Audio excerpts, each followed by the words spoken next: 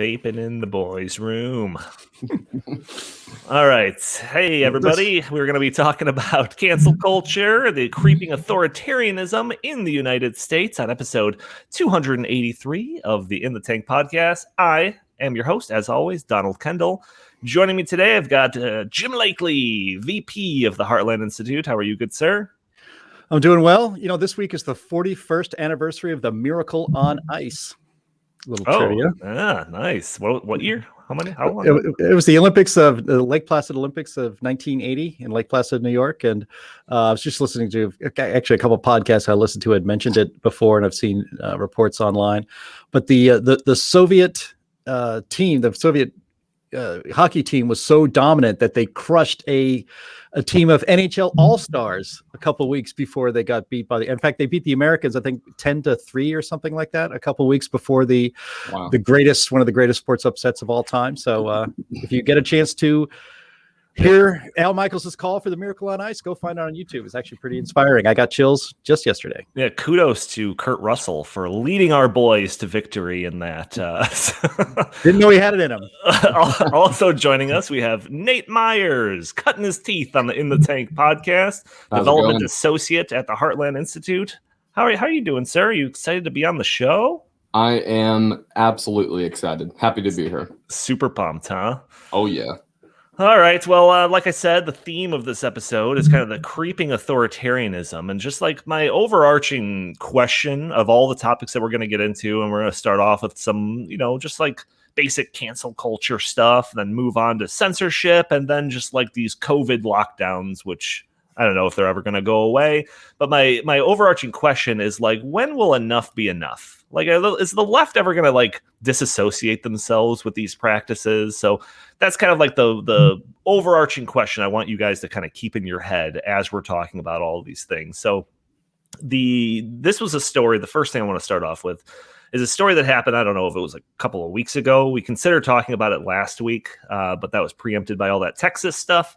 But Gina Carano, the star of a number of movies. She was also a UFC fighter back in the day, but she was in Deadpool, most notably lately in The Mandalorian, where she played Cara Dune. I almost forgot her name. And she was fired by Disney for essentially posting conservative memes. So this kind of stirred up this concept of cancel culture. You can't be a conservative and work in Hollywood. So she's canceled. She's been ousted. They're probably going to kill off her character in The Mandalorian. So I guess that's kind of my first. This is kind of the lowest part of the spectrum that I want to talk about with this rolling authoritarianism. But the last straw apparently was her posting it was like a picture that like suggested that the Nazis started their real craziness by turning neighbors against one another. The media whipped this up into some like anti-Semitic statement or something like that. And they used that as like the last straw to get her fired. And, I'll just point out, like, I mean, we could theoretically pull up the post and show it off if we wanted to. But she was on Ben Shapiro talking about all of this. And if Ben Shapiro wasn't offended by this post, then it probably wasn't anti-Semitic. So I'm just going to say not. That. Exactly. But like, this was just, again, more cancel culture. And the way that like cancel culture is discussed, especially among conservatives, it's kind of like this sort of soft authoritarianism, this creeping mob rule that seeks to squash anyone that steps outside of the allowable social discourse.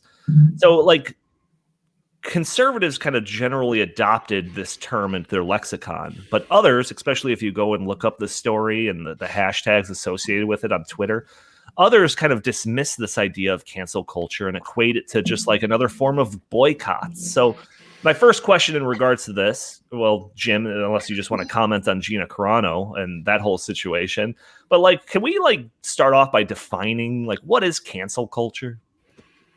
Cancel culture is not the same thing as a boycott. Cancel culture goes after an individual. It goes after generally a powerless individual, especially in relation to who is canceling them.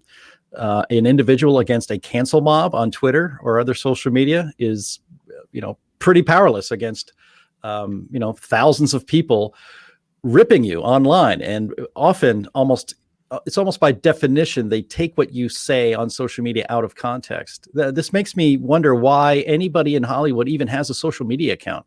Why bother? What is the upside? What was the upside for Gina Carano having a Twitter account where she would retweet conservative statements or memes because they were out to get her? Because it's just known. It's like you can't be a conservative in Hollywood and speak your mind. And the example with Gina Carano, from The Mandalorian, being fired from her show for supposedly an anti-Semitic tweet, which was ridiculous, absolutely ridiculous. In fact, the excuse or the reason Disney gave for firing her, by the way, she found out they didn't call her in, say, you know what, Gina, we're going to have to let you go. She apparently was accidentally copied on an internal email with Disney talking about her about to be fired. And then she learned the confirmation on Twitter. I mean, how way to go, Mouse, Disney. That's really, really classy. So, but, Pedro Pascal, who is the Mandalorian, who plays the Mandalorian, which is a fantastic show on Disney Plus. And I still actually now feel guilty for even being a fan of it because of the way they treated Gina Carano. But Pedro Pascal had actually done a more direct analogy between Nazis and conservatives, Nazis and Trump. And there was nothing said about it. Nothing. Nobody said that he should lose his job. But Gina Carano, who was only pointing out, actually, this is a fact, that it's controversial. Maybe it makes people uncomfortable, but there's nothing anti-Semitic or even, anything unworthy of public discourse about her actually retweeting something that stated this, that the Nazis, they first turned neighbor against neighbor, and then they engaged in genocide. So basically they facilitated or fostered a society in which people would turn against each other for no reasons. And in this case, obviously, because people are Jewish, they turn the society against them. But, it's not something that happens overnight. The Nazis didn't just decide, okay, we're in power. Tomorrow we're rounding up the Jews. They didn't do that. They spent years turning the public against minorities in Germany, until they finally were able to do what they did, the evil that they did. But it didn't just happen overnight. They conditioned their society to accept evil. And that's the only point Gina Carano was making, was that, when you start conditioning the othering of entire groups of people in your society, that leads to bad places. The worst place possible is what happened in Nazi Germany. But there's still a lot of bad things between now and the ultimate evil. That's the only point she was making. And as if to ratify it, as if to prove her point, a social media mob came after her and Disney fired her. Yeah, it's Nathan. I mean, add on to this idea of cancel culture, because like I said, you go on Twitter and, people are like, how is this any different than when Trump was trying to get people to not buy Harley Davidsons anymore based on some stance that they did?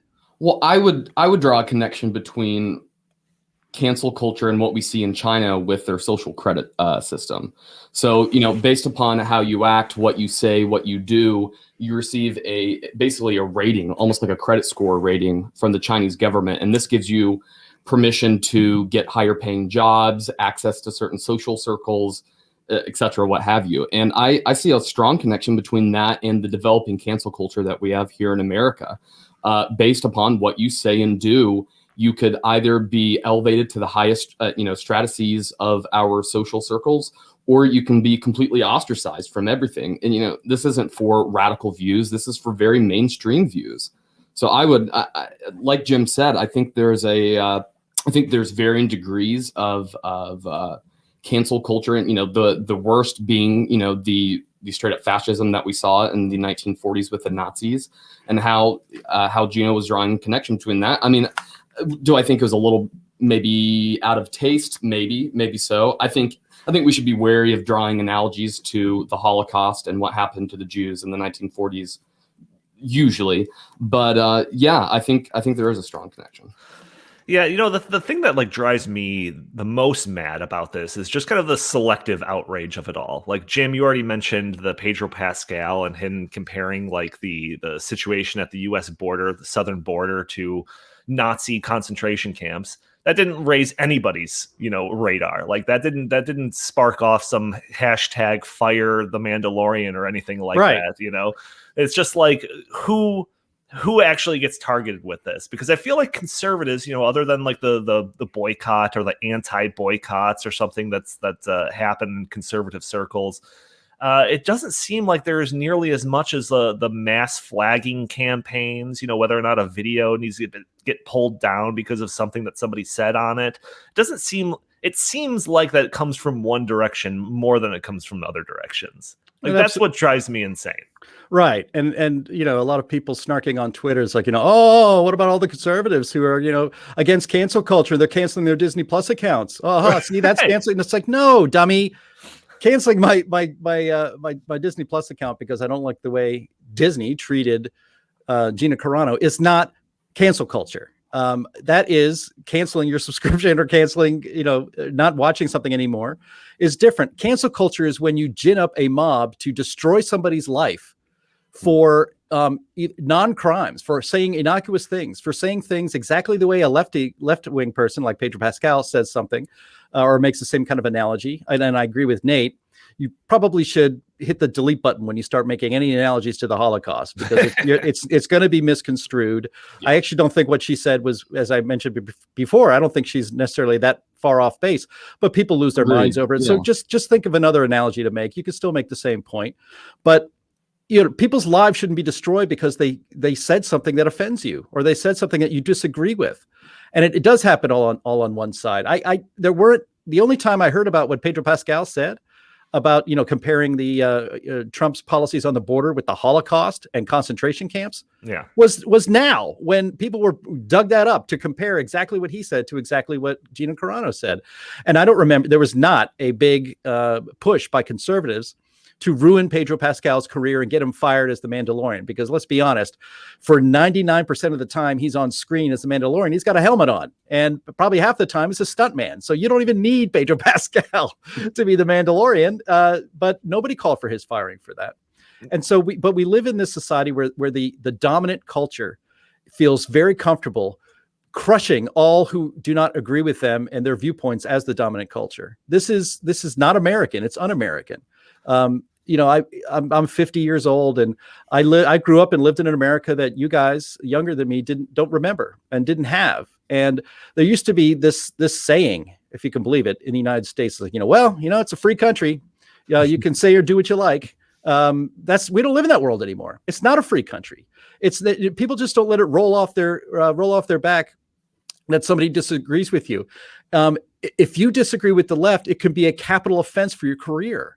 And it's absurd. And it really is un-American. And we've talked about this on the pod a few times, the social credit system, and Nathan brought it up, the social credit system of China, where those who behave in the way that the state prefers are given special benefits. They are smiled upon by the state. And those who do not are frowned upon by the state and are punished. And we basically live in a society here in America today where the dominant culture is performing in that very same function. It's not government controlled, but the nexus between government action and our cultural actions are getting closer and closer. And it's starting to scare me. It's because we don't live in America. We're like, hey, it's a free country. You can do what you want. You can say what you want. And if people disagree with you, let's have a discussion about it. We are so far away from that world. And I feel sorry for you guys, Nate and Donnie, that you didn't grow up and don't actually remember an America like that. Well, Jim, growing up, I was kind of a comic book nerd.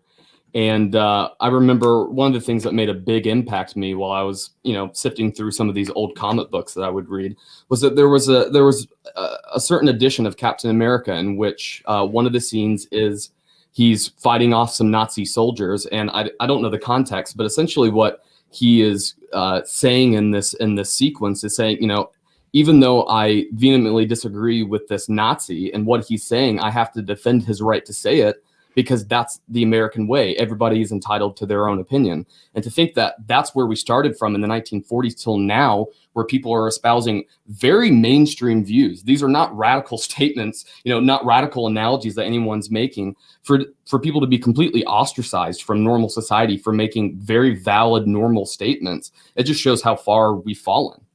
Yeah, and like, this is from the company Disney that they filmed Mulan in the area that was like by literal concentration camps in China and like Western China. And thank the workers of the concentration camp for helping. Right. Right. A country that has literal slave labor, but like that, not so much. That doesn't really matter that much. That's not going to get trending on Twitter or anything. It's but God forbid somebody puts a post making fun of somebody wearing 15 masks on their face and they need to get canceled and fired and never hired back on anything. Or putting bebop boop in their Twitter bio. Yeah, for their pronouns. Yeah.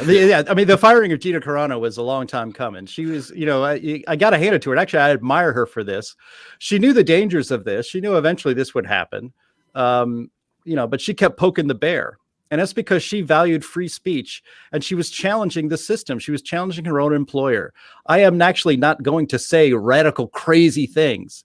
I'm just going to say mainstream things. I'm going to poke a little bit of fun. And that's the thing that the left really cannot stand, is when you are being made fun of.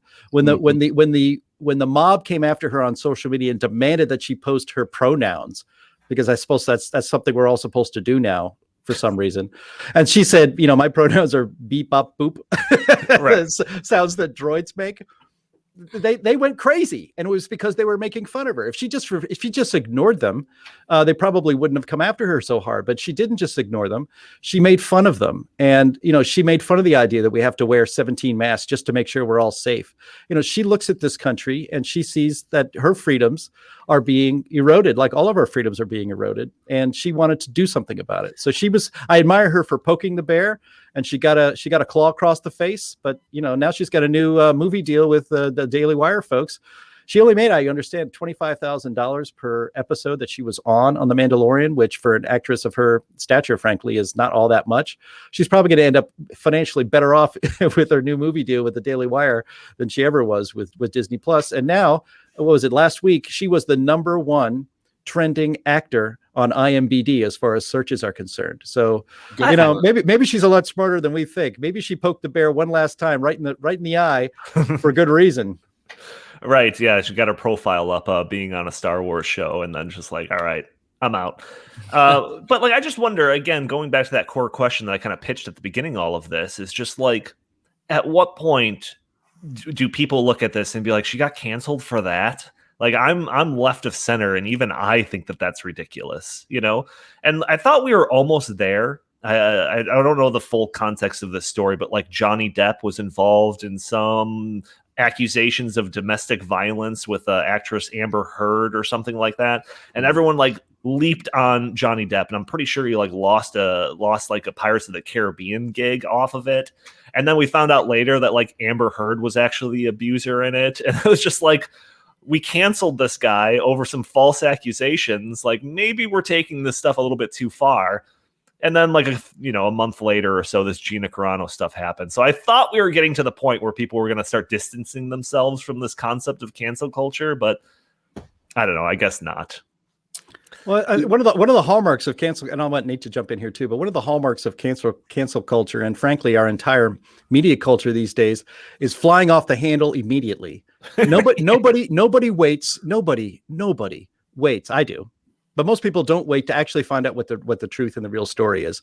If you're depending on the mainstream media, the corporate media, the legacy media to tell you what's going on, and if you trust their headlines and their initial takes on stories, you're a fool. Because more often than not, the real truth comes out, and it's not anything like what they had described. So Johnny Depp is a good example. He was excoriated in the media as being this horrible monster, but when the full truth is known, he ended up being the victim in that relationship, much more than Amber Heard was, if you can believe what they say. And actually, if it wasn't for a divorce proceeding, I guess, and nobody would know. But who cares? It's his own life. They should work it out themselves. But by and large, a lot of the times that the woke mob, it's on a hair trigger, and it just goes after it and tries to destroy people's lives. More often than not, on either one, just an honest misunderstanding of what they were saying. Two, a media that will not report on what somebody said in good faith. Or three, a complete reversal, like complete misunderstanding of what they said, and they might regret it later. But by then it's too late. Somebody's whole life online and maybe even their Hollywood career is ruined based on bad information, on information people think is true but isn't. Yeah, I mean, I would challenge anybody that is still holding any like resentment towards Gina Carano to like watch her interview with Ben Shapiro and like the Sunday special. It's like an hour-long thing. And she lays out exactly why she made every post that she's ever made that was controversial and kind of like where her mindset was at. And like none of it was out of malice, like absolutely none of it. So it's just like after... like, yeah, you know, to Jim's points, like you actually look into it and not just like the headlines or something, then I feel like you have a better understanding of the situation that's going on. Yeah, I don't think I don't think cancel culture is stopping anytime soon, unfortunately. I really feel like in the course of, you know, most human events, it kind of has to reach a fever pitch before it's going to break. And unfortunately, I just don't think we've reached that fever pitch yet. I think it's going to have to come to a point where it is almost insufferable to be any kind of public figure where you're constantly subjugated to abuse and ridicule and, you know, Twitter mobs. It's going to have to get to a point where the entire political establishment becomes sick of it. Well, is that should that be the goal though? I mean, like I've had these ideas where it's just like, should we fight fire with fire? And maybe we should start leading these Twitter cancel campaigns against like anybody that has a pet. Because like you shouldn't be enslaving an animal just for your own, you know, enjoyment or something like that. So let's get PETA whipped up against any celebrity that's got a pet, or like, you know, God forbid they eat meat or something like that. Let's bring hellfire down on them if we see them eating meat at a restaurant, and just like have the strictest of codes for these like, you know, people. Like, do we just push the cancel culture to the extreme so that it gets to a breaking point? Like, should that be should that be our like strategy here? Kind of a collapsitarian approach to cancel culture. Seriously. I see what you're saying. Yeah, I mean, perhaps. I mean, I would hesitate to try to engage in any of that because I mean, I feel like on its face, it's really dishonest to even participate in cancel culture. Because I think if we're honest with ourselves, we all make mistakes. We all say things we wish we hadn't said. And I think another big point about cancel culture is that it doesn't allow people the very much needed opportunity to grow as a person. Sure. You know, we are limited, finite beings, and we spend our entire lives learning and growing and evolving. And if you judge somebody based off of one thing they said in one moment in time, you never allow them to learn from their mistakes or to change their opinion. I know personally, my opinions on any number of subjects have changed probably 10 times in the past 5 years. You know, that's just, I think that's a part of any normal person's intellectual growth. One of the things I think is kind of just an inherent characteristic of cancel culture in our culture here in general that is dominated by the left and the leftist viewpoint is that for anybody who deviates from that leftist viewpoint, it's all sin and no forgiveness. And then there's no chance to atone, which is why, you know, if you even apologize or say, I'm sorry for that, do you think the mob's going to stop? They double down if you do. They double down if you do. And so they don't care. Weakness. That's right. And they don't care that you have apologized or you say that you're going to try to do better. They still want you gone. They still want you destroyed. I mean, I can't tell you how many tweets I've seen or pieces I've seen written by millennials or now Gen Z, just throwing off the idea that somebody should lose their job. Like, that person should be fired. I don't like that what he said. He should be fired. They should fire him right now. And now we're going to boycott this company until they fire that guy. It's like, that's a person's livelihood. They have a family to support, and they should be fired because you're offended by something they said. Right. You know, it's just absurd. I mean, we've gone nuclear on this kind of stuff. Again, I grew up in a time where, you know, if you just disagree with someone, you disagree with them. It's no big deal. Let's go out and have a beer. We don't live in that world anymore, and it's a much less free and a much less fun world to live in. Right. You know, I think that this got to the extreme, and I don't know how long ago it was, but we talked about it briefly on the podcast, which was like those blacklists of Trump supporters, right? And it was just like what is the end goal of these people? If you're a Trump supporter, not only should you be fired, but you should never be hired again. Like, what's the role in society for these people? And then I think they actually answered that question not too long after. I'm not sure who it was, but it was like promoting the idea of re-education camps. So it's like I don't know. It's just the extremes of these are like, I worry to even think about them. Well, I mean, if you listen to what the left is saying, you would think they were pretty concerned about, growing right-wing radicalism and extremism. Like, what a better way to push people towards radicalism by making sure they can't find work. They're not, they're not accepted in any social circles. That is laying the ground floor of building radicalism. Yeah, that's actually a very good point. Yeah, I mean, like that kind of goes to all the social media stuff, which we're going to get to in a little bit. But it's like if you drive somebody off of Twitter because they have an unpopular point of view, and then their alternative is to go to a darker recess of the internet where they find other people that share that view that's been ostracized from like the mainstream, and it's just like. Yeah, exactly. It turns into an echo chamber. It builds upon that stuff, and yeah, that's the path towards radicalization. So absolutely. Yeah. Well, just quickly, another point about our culture. For some reason, I'm back on a Ricky Gervais tip right now. Oh, he's great. He's great. And his latest show is something called Afterlife, which is actually quite tonally different than a lot of his previous work, but going back to the British version of The Office and Derek and some other shows, and of course his public persona. And Ricky Gervais's attitude is so refreshing, and I think he's actually uncancelable. He just frankly doesn't care. I mean, and Gina Carano is uncancelable now too. She actually doesn't care that she was fired by Disney, it appears, and she's going to be better off for it. I think there needs to be more of this going on. But if you watch Ricky Gervais, and his attitude is like nobody is safe and nobody is sacred, and again, it's just for a laugh. It's just a joke. Just relax, everybody. It's okay. And if I offended you, I'm actually not sorry about it, but you should get over it and then move on. And if you don't like me, don't watch me. But after watching the latest season of Afterlife, which again is very tonally different than a lot of the stuff he does, it actually makes you cry in some places, it makes you laugh, but of course he always is wanting to make you cringe. It's uncomfortable, and there are so few outlets in our pop culture these days in which the idea of making you uncomfortable is still okay. South Park, of course, being one of them. Those guys are uncancelable, and Ricky Gervais is another. And after watching a little bit of this Afterlife show, I decided I was going to queue up that infamous monologue that he gave to start off the Golden Globes back in 2018, where he just skewered everybody. And I was like, man, this is funny. And it is so refreshing.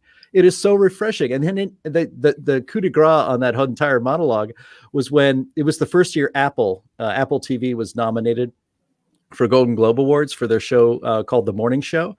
And he talks about Apple. Yeah, you're getting you're nominated for an award tonight. And they showed their CEO, Tim Cook, and he had the smile on his face. And then immediately Ricky Gervais says, yeah, you use slave labor and you're an evil corporation and all that. And like the smiles just drop from everybody's face. And I'm like, man, that is awesome. That is awesome that somebody has the courage to do that. And then he quit. Then he said another really quick joke and then just got on with it. And they showed other clips of him coming on stage, which they decreased, I'm sure, because they were afraid of what he was going to say. But it was brilliant. And, if only Ricky Gervais can get away with that today. But a lot of comedians, and in fact, even ordinary people should be able to get away with that stuff today. And instead, unless you're bulletproof like Ricky, the cancel culture will come for you because they can't actually stand being made fun of the way Ricky does it and the way Gina Carano did it. Well, and I think that's why the more radical elements of the left go after comedians and comedy itself so viciously, especially as of late, because people like Joe Rogan, they're one of the last bastions of true free speech and freedom of expression and thought. These are people who are thinking critically and they approach life from an alternative perspective that most people don't, and the left can't stand that. They can't stand non-conforming views because they have, it's kind of ironic. For the longest time in America, the left was seen as like the resistance and the counterculture, and now they are the culture. They've taken over every institution of the United States, from academia to the highest ranks of government. They control all of the all but a handful of the news outlets, all of the major, journalist outlets. They control everything. But comedy is one of the last sectors of American culture that they can't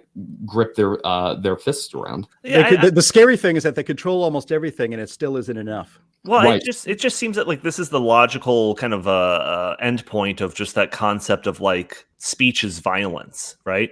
It's like somebody says something, and whether or not it's like some ham-fisted comparison to like Nazis or whatever, it's just like, oh, that was a stupid thing to say, but I like her character in The Mandalorian or something like, move on, right? Right. It's just like this idea that just speaking is violence. And I think that that's kind of what is bringing about a lot of this stuff. And I'm going to use that to kind of segue into this next segment here, which is it actually bases off a new article by Ben Shapiro on stopping socialism, which is titled "The Authoritarian Left is on the March." So it starts off saying, this week, Democratic reps Anna Eshoo of California and Jeremy McNerney out of New Jersey sent out a series of letters to America's largest communications corporations, AT&T, Alphabet Inc., which is Google, Cox Communications, Dish Network, Comcast, Apple, Amazon, and others. Their letters demanded answers from these corporations on one simple topic. Why would these platforms continue to allow the dissemination of misinformation from conservative outlets? Quote, our country's public discourse is plagued by misinformation, disinformation, conspiracy theories, and lies, the House Democrats wrote. These phenomenon undergird the radicalization of seditious individuals who committed acts of insurrection on January 6th, and it contributes to a growing distrust of public health measures necessary to crush the pandemic. Are you planning to continue carrying Fox News, Newsmax, and OANN? The overt move by members of the government to cudgel private corporations into silencing unpopular viewpoints was clearly violative of the First Amendment principles. So this kind of move is just like a continuation of this trend of the left kind of using corporations to do their dirty work. Right, like if we can't pass legislation or something to crush our enemies, then maybe we could just pressure corporations to do it. Oh, there's a word for that. It's right on the tip of my tongue. Oh yeah, fascism. right, and yeah, fascism. So, and like the left during the whole Trump 4 years, the left always tried to say that like his proto-fascist leanings were coming out when he was trying to destroy the media by calling it fake news. Then what is this? If calling it fake news was proto-fascist, then what is trying to shut down Fox News, OANN, and Newsmax? What is that? I suppose it's not proto. You could just take the proto off the front of that. It's new age. It's new age fascism. Right. I don't know. It's just crazy. Like, this, like, yeah, cancel culture, the Johnny Depp getting whatever, Gina Carano, yeah. But it's just like, if this were to run its course, and this were to get steam and God forbid start trending on Twitter, and you're going to see like any conservative news outlet just being taken off of any cable platform, like that's like 4 steps higher than the cancel culture. By any objective and honest look at the facts, you could write that very same word CNN instead of Fox News or OAN or Newsmax to, let's say, Russia collusion. Right. I don't know how often it was, for 4 years, they went on and on about how Russia stole the election for Donald Trump. Talk about misinformation. Actually, that moves into disinformation. They actually, if you had outright lies, if you actually have any thinking brain cells in your head, that that's not true. And yet that was perpetuated for 4 years. The Capitol Hill police officer, Brian Sicknick, who died, apparently, and we still don't have all the answers because, strangely, the government is not being forthcoming with the information around his death, even to his own family. But the media, CNN, said repeatedly, and MSNBC said repeatedly that Brian Sicknick was murdered because he was hit in the head with a fire extinguisher by a pro-Trump insurrectionist at the Capitol. Mm-hmm. It turns out that through other media outlets and the family itself, that Brian Sicknick actually was texting his own brother later on that night, went back to his office, and apparently, and we don't know, and now this video is going to be banned now anyway, so what the hell? He apparently died of a stroke. That was not related, and it was not. He was not attacked. He was not struck in the head with a fire extinguisher. Now that was reported and repeated on CNN and MSNBC for days and days on end. In fact, the New York Times even reported it, and then later had to issue a correction. Now, should those outlets be basically taken off, be canceled? There you go. There's your cancel culture. Should they basically be destroyed? Should we be pressuring, or should our government, should our elected representatives be pressuring AT&T and Comcast to take CNN off of their cable packages because of this dangerous disinformation? Well, of course not. Of course not. But they do this on the left because, one, they know conservatives don't push for that kind of stuff because we actually believe in the Constitution and believe in free speech. And two, they realize we are so dominant in the culture and the government that we never have to worry about it. So this is the flexing of the muscles of the left. And it's really, really scary. And it is totalitarian tactics. And it is fascism. Yeah, we also believe in just being able to turn the channel. Yeah. When you don't like something. It's a novel concept. Yeah. Maybe they should try to look into that one. Yeah, it's called a TV remote. But Ben Shapiro also kind of points out that, this is a continuing trend with a lot of corporations. He said this week Amazon banned a book on transgender people titled When Harry Became Sally, presumably because it took a non-woke line on the subject. Coca-Cola is now apparently indoctrinating its employees into the cult of Robin DiAngelo anti-racism. Facebook and Twitter and Google are all preparing new measures aimed at cracking down on misinformation, including opaque guidelines and non-rigorous standards that will surely cut in favor of the same establishment media now pushing censorship and the Democrats they support. So it's just, I don't know, like this one scares me more than anything. And we've talked about the censorship of conservative speech on social media. We're pretty much the victims of that. We've gone into detail in past episodes kind of about how we're specifically affected and conservatives in general. But yeah, I mean, just taking this next step and just trying to completely remove these channels from their cable platforms, that's just so extreme. It's so extreme. I do have a post or a video here that I could play that kind of ties into that. This is of everyone's favorite billionaire. Let's see if I can get this to work correctly. Dun, dun, dun, dun. This is Bill Gates on Fox News Sunday with Chris Wallace. So this is like a 12-minute fluff piece just trying to sell his book. I don't know how much money he paid Fox News to have this on there. But they go from everything from climate change to COVID stuff. But there's one little snippet here that's like a minute long that comes at the end of this where he's talking about, censorship of Twitter and Donald Trump. Be very high. Finally, Twitter has banned Donald Trump permanently, and Facebook is considering doing the same. What do you think of that? Well, I'm, just one citizen on this issue. I think, he's so humble. God, he's so humble. I was about to say we should take his advice on everything, but in this case, he's just a citizen. He's just one guy. Yeah. A lot of things that are about the illegitimacy of the election that are corrosive, but the idea that you end up with a lifetime ban, that it seems like we should discuss. We don't want to partition and have a social network for one party and another social network. We want to have a common base where we're exchanging ideas and thoughts. So I think these are early days on how we keep the good parts of social media and yet not spread violence or, vaccine denial, Holocaust denial. There's got to be some way that between the government and the well-meaning actors, we draw the line so we keep the open debate without the corrosive parts. So it's like, I was following along with that. Like I was totally cool with the first, 45 seconds of his statement. You're right.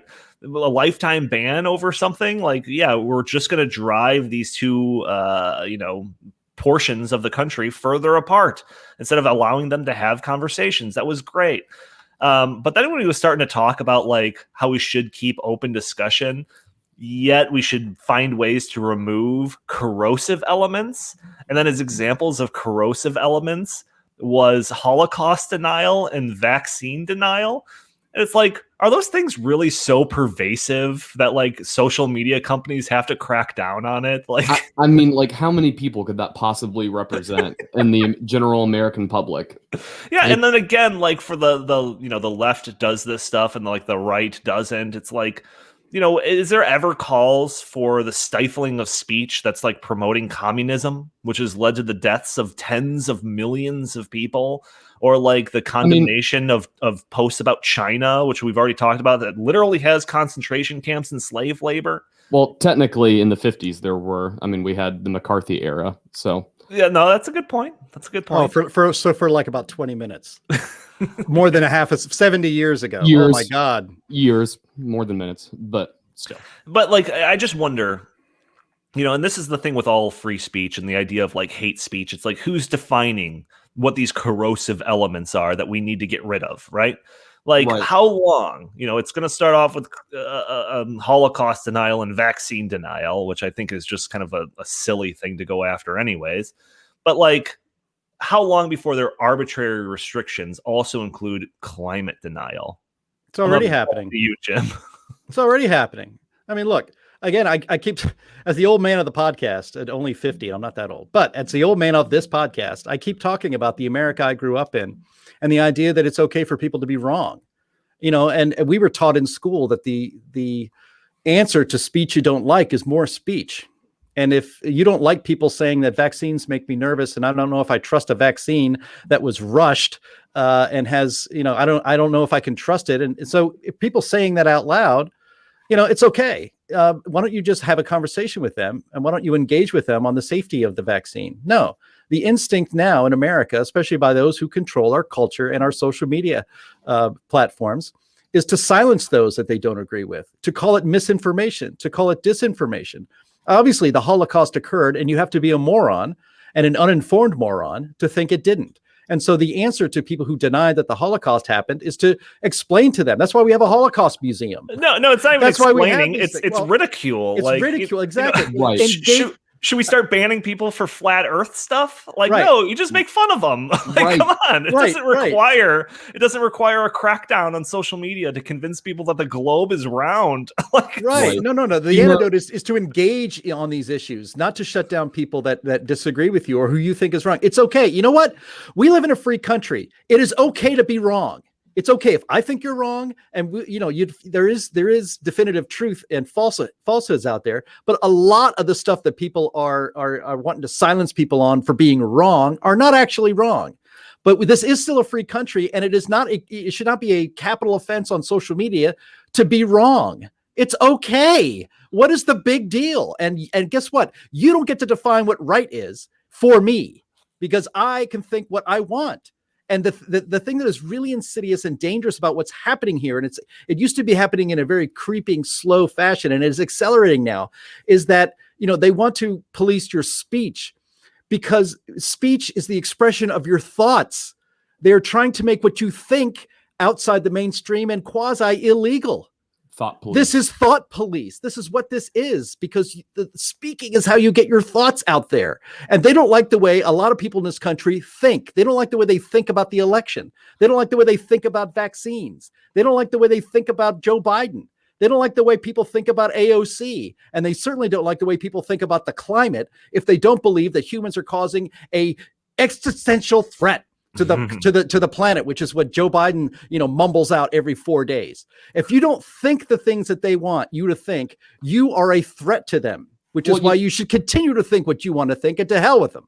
right. Well, and I think it's pretty telling when we analyze bullies, like in middle school, and why they bully other students. It's usually because there's some kind of insecurity that they have, within their own personality. I see a similarity between that and the left trying to crack down on free speech. To me, that shows that they have an insecurity about their own positions. They're not so principled in their beliefs that they think they are infallible and they can stand up to a good argument. They're so scared that someone else might be right that they have to shut down other speech. They have to bully other people into submission. That's the only way that they're going to maintain their grip on power. No, that's a very good point. And it's like, how many times have we at Heartland tried to have like a debate about climate change with other organizations, Right. and they just like refuse to do it because in their point of view, it's like it's beyond debate. And it's just like, what is a thing that like conservatives will say is beyond debate? Right. Like I'm sure any conservative libertarian organization will have a debate about anything, whether it's like why universal health care is bad, or why like a high minimum wage is bad or something. Like there's nothing that we're gonna be like, no, that's beyond debate. We're not even gonna have that conversation. Why Like, even bother? Yeah. right. But Exactly. It seems like every single thing on the left is like, nope, it's beyond debate. We can't even talk about it. Non-debatable. Like everything. Yeah, everything. Science is settled. Science is settled. Everything. When was the last time science was settled on almost anything? Right. Seriously. Well, I mean, it's to the point now where you're not even allowed to disagree with the fact that what happened on January 6th was an armed insurrection, and that those who engaged in it were engaged in sedition against the United States, which is a capital offense, by the way. Sedition against the United States is a death penalty kind of a deal. And I just saw on Twitter just the other day on a long thread on somebody actually said something smart, and then there was a dummy who commented on it, and who had said that people that the insurrectionists killed people on the Capitol on that day. Right. That's not what happened. No. Do I think that person should be banned from Twitter for stating an absolutely factually untrue thing? No. I just think he's a moron, and I move on with my life. But the thing is, we're not allowed to be wrong. In fact, the thing that really gets in, I got a little exercise, a little bit passionate on that last little rant, but it's the idea that, you can't even be factually wrong, and it's not okay, but you can't think the wrong things. The wrong things according to them. If you think the wrong things, you must be punished somehow, and you must be made to think the right way. Well, when I see somebody who I think thinks wrong, or says something that isn't true, or I think is wrong-headed on something, I don't think that person should be banned from social media. I think he should be ridiculed, and I think maybe he'll come around to the correct way of thinking. But it's not my idea of freedom to impose my thinking upon him. It's to have a conversation with him about these things. That's the American way, but that's not what the left is interested in. They're interested in silencing everyone who disagrees with them, not on fact, but on opinion. Well, Jim, you can be wrong on social media. You just have to be one of the corporate press lackeys, and then you can just make a retraction, and then everything's okay. If you get something wrong as one of these hacks that work for Wall Street Journal or Time or whatever, you can say things that are patently untrue, and as long as you make a retraction and a correction, then everything's a-okay. It just has to be from 15 3 weeks later. Right. Exactly. Yeah. So I want to, the last segment, I think it will be a little bit more of a breath of fresh air. So Naomi Wolf is a very, very liberal activist, feminist. I recognize her from, she had like a debate with Steven Crowder about like some feminism type angle or something like that for like 45 minutes. It's actually a pretty good clip. You should check it out. But she joined Tucker Carlson over this, I think it was Monday. Was it Monday morning or Monday night? I mean, it was this week for sure. But she came on to kind of talk about what she perceives as I don't even think she would call it creeping authoritarianism, but like the raining down authoritarianism over the COVID pandemic. So I'm going to play some of this clip and we can react to it here. One person who apparently is not afraid to speak up is Naomi Wolf, who is undoubtedly losing friends by appearing on the show tonight. She's the author of The End of America, Letter of Warning to a Young Patriot, and the CEO of Daily Clout. She joins us tonight. Naomi Wolf, I appreciate your coming on. I never thought I would be talking to you except in a debate format. I'm sure we disagree on an awful lot. But on this, I was struck by the bravery it must have taken you to write it. I'm sure you lost friends over it and for doing this. Oh, yeah, I forget that he doesn't really go into the context before kind of announcing her. But she wrote a big piece talking about the lockdowns and how she thinks that this is kind of our step towards totalitarianism. And then she made some tweets that kind of discussed that. So that's what he's referring to when he talks about her tweets. Tell us why you're doing this and why you wrote that. Well, it's not just first of all, thank you, Tucker. I'm really happy to be talking to you. It's not just that one tweet. I've been writing pretty much every day for months and months about what I see as the terrible crisis that we're in, that we have to recognize. under the guise of a real medical pandemic, we're really moving into a coup situation, a police state situation. And that's not a partisan thing. That, as you say, that transcends everything you and I might agree or disagree on. Right. That should bring together left and right to protect our Constitution. We're absolutely moving into what I call step 10. I wrote a book in which I pointed out there were 10 steps that would-be tyrants always take when they want to close down a democracy, whether they're on the left or the right. They always do the same 10 things. And now we're at something I never thought I'd see in my lifetime. You described it really, really well. It is step 10, and that's the suspension of the rule of law. That's when you start to be a police state, and we're here. There's no way around it. So, Jim, I mean, we've talked about the restrictions because of COVID and all of that for a year now. You pointed out that last episode that the year anniversary of the 14 days to flatten the curve. So do you agree? Are we in a police state, or is this her going a little bit further than reality? Well, I think she's going further than most people are comfortable stating. Not us on this podcast, because we've talked about this, quite a bit over the last year. That these lockdowns, these policies put in place by governors and mayors, are not constitutional. They are a violation of the Constitution. That you can't just continually declare emergencies and through that emergency declaration tell certain businesses you must remain closed while Walmart and other big chain stores can stay open, while the hardware store that mom and pop own is got to be closed. You can't say that these restaurants like McDonald's and Taco Bell and all of that can be open, but other restaurants can't, and that you can't have people come in and sit down. You've destroyed entire industries. And we've said this on this podcast, and the Heartland Institute as a free market libertarian organization has always championed these ideas that this is 100% unconstitutional. And when you continually violate the Constitution and the right of people to work and the right of people to open their businesses and the right of people to walk around unmolested outdoors without a mask on, 200 yards away from another person, when you start to normalize these ideas, you start to normalize the idea that the state has these powers over you permanently. That's what Naomi Wolf was talking about, is that for the supposed cause of controlling a virus that infects a lot of people but kills very few relatively to those who contract it. And of those, it's mostly in one demographic, which is those age 75 and older, to shut down the entire society and tell people down to the minutest detail how they are allowed to go about their lives is tyranny. And we were supposed to put up with this for 2 weeks. Then it was 2 months. Now it's been more than a year. And as has been stated, I think, by us on this podcast and many of the people that we read and many of the people that listeners to this podcast read, these governors and mayors are not going to give us back our lives. They are not going to give us our rights back in the Constitution. We have to take them. And we have to start, and I don't mean that in a violent way, so don't get all, don't be taking this down and coming at, trying to find out where I live, government.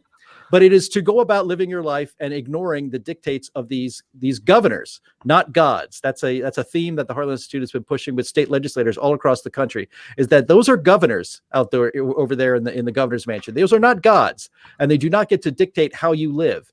And Naomi Wolf, a leftist in good standing, knows what she's talking about when she says this is the road to tyranny, that this is fascism, that this is some of the terrible things you would never think were happening in the United States.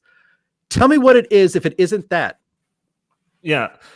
So I could play more of this, but we've only got a few more minutes. But I'll link it in the show notes if you want to check it out. You should watch the rest of it. But she does go into more detail about just kind of the lockdowns and this being a bipartisan thing, that we should all be concerned about how this is being used to kind of take away our civil liberties and all of that. And then she says something like, I'm kind of paraphrasing her, but she says, when a government is granted emergency powers, they never willingly give up those powers. So it makes it seem like, this is the foot in the door. This is the camel's nose underneath the tent. And it's like, good luck on trying to rein these things back in.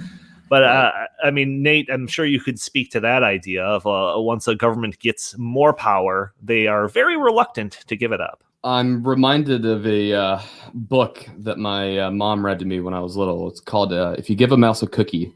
And if the basic gist of it is, if you give a mouse a cookie, he's only going to want milk. And I think the same rule applies to government. Liberties are hard fought. their hard-fought won. Our founding fathers had to fight a bloody revolution just to establish the basic premise that all men are free and created equal. And look how quickly those freedoms were taken away from us. In the blink of an eye, we went from being able to gather and assemble for peaceful protest when we wanted. We were able to gather in our houses of worship whenever we wanted to. We had freedom of movement for the most part. And within 2 weeks, all of that was snatched away from us. And they're not going to give it back. We have to demand that it is returned to us. Go ahead. Well, no, I just wonder, because I think that, like anybody, I'm assuming that most of the people listening to this are just nodding along, like agreeing with you. But I would assume that, like, your average person who doesn't kind of surround themselves with this type of rhetoric and stuff is like thinking, no, that's not right. As soon as the pandemic is under control and everything's kind of back to normal, the herd immunity, we're all vaccinated, everything will go back to normal. These restrictions will be lifted. What do you have to say to that? Well, I would ask them to point to a time in American history or general history in which a government gave back a power that it didn't previously have. And I'll wait, because you won't find any examples, because that doesn't happen. Well, I mean, Abraham Lincoln suspended habeas corpus during the Civil War. I mean, obviously that was a very extreme circumstance. He was assassinated. So I believe habeas corpus was given back, I should say, before he was assassinated. Not by Lincoln, though. I have to look that up. Okay, but your point is well taken, Nate, and that is for sure. And that is what's important here, is that people, I think the totalitarians who have taken these gods who think they're gods and not governors, they want to keep this power as long as possible. And they actually kind of figure it's been a year now. A year. I remember saying a year ago, I can't imagine the American people putting up with this for more than maybe another couple of weeks after it had gone on for a month. And here we are a year later, and it's still happening. But you're right. They are not going to just give it back. That's why there has to be civil disobedience on these sorts of things. You have to ignore mask mandates. But I think what we're going to find is that many businesses are still going to have signs on the front of their businesses: no mask, no service, even after they supposedly lift the mask. And look, you hear Dr. Fauci saying it right now, that we should be wearing masks and nothing will go back to normal until at least 2022. That is not acceptable. It is absolutely not acceptable, because it is not scientific. It's not based on science. None of this has been based on science. None of it. It's based on controlling you. This is an enormous global social experiment. Yeah. You understand that we are the lab rats in this thing. It is an experiment on how much they can get away with. And if you don't push back, they're going to keep going in that direction. And it doesn't end well. It does not end well for us. I think that there will be a change once the pandemic is under control.